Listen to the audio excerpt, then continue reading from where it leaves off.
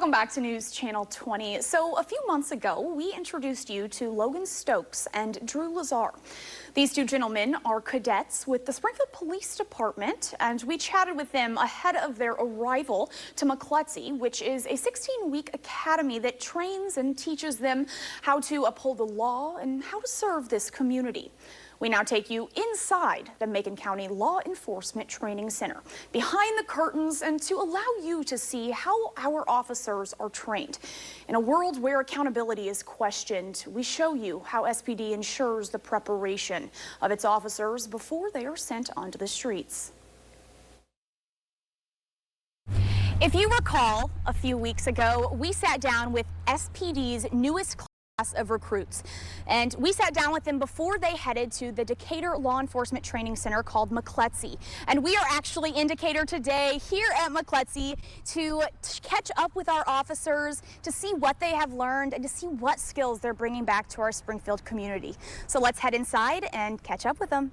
For Springfield Police cadets, this is life for 16 weeks. Training at Macon County Law Enforcement Training Center, a state-of-the-art facility in Decatur. Cadets learn firearms training, criminal and constitutional law, traffic enforcement, and simulations that replicate real-world scenarios. 640 hours of skills they'll need when they patrol the streets of Springfield. We check in with SPD cadets Drew Lazar and Logan Stokes as they begin their new career. I mean, it comes as a bit of a culture shock when you first get here. You kind of expect a little bit, you know, you're going to get there, it's going to be loud. You're going to get rushed. They're going to kind of want to see how you perform under stress.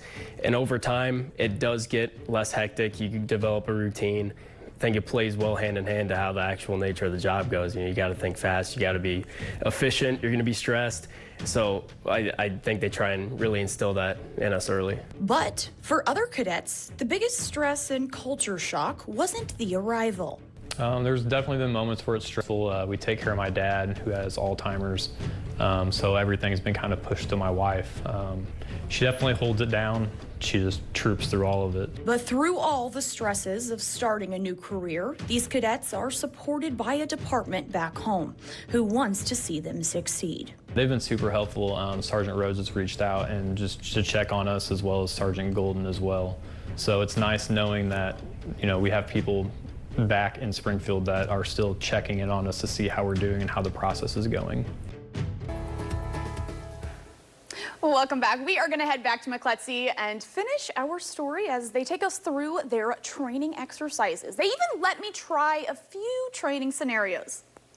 At the Macon County Law Enforcement Training Center, it's 16 weeks of intense training for the Springfield Police cadets. One of the scenarios is field sobriety, where officers in training look for indicators and signs of an impaired driver. I need you to maintain this position until I've completed the instructions. Do not start to walk until I tell you. Cadets perform field sobriety tests just like they would on patrol, while their instructors supervise and give feedback. If I'm doing this test, and I've got my legs slightly bent and you're just doing this the whole time. But outside of the training rooms, Springfield Police cadets head to the classroom where they review body cam footage of real traffic stops and put those newly learned skills to the test. Traffic scenarios aren't the only thing cadets learn. They participate in fully interactive use of force simulations, which teaches, trains, and tests the officers. The virtual simulator tests officers' use of nonverbal skills, critical thinking, and psychological stresses that come with the job.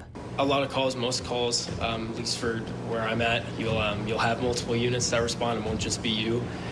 So having the chance to go up with another officer, it gives you a chance to really kind of see how they work, how you guys work together.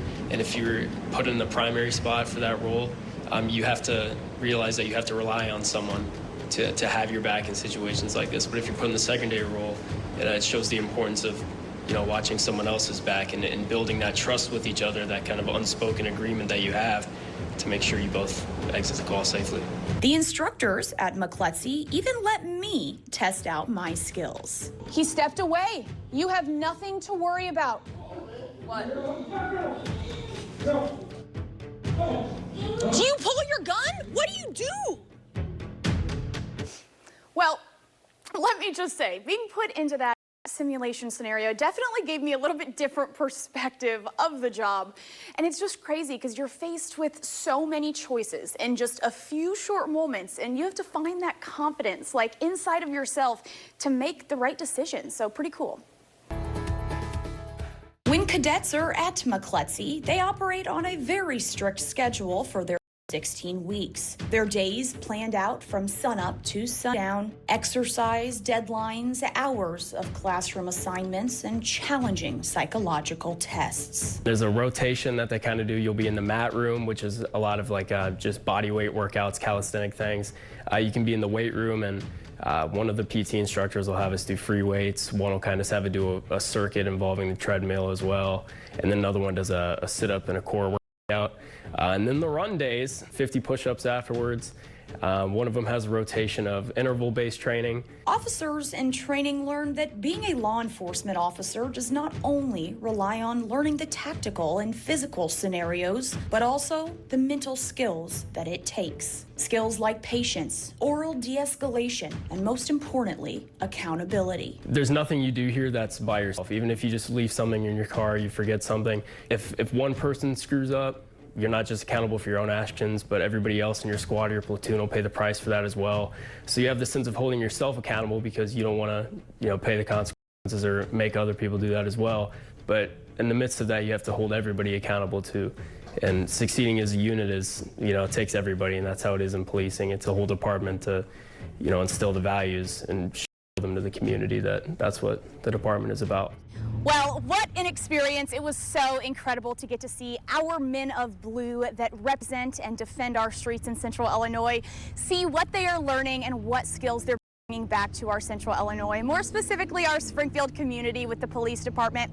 And we will be continuing to follow this exact same class of recruits. Next stop will be their graduation. So stay tuned. You can find the rest of our videos on newschannel20.com. Thank you for watching. Make sure you subscribe to our YouTube channel and be sure to watch more segments from Marketplace on News Channel 20.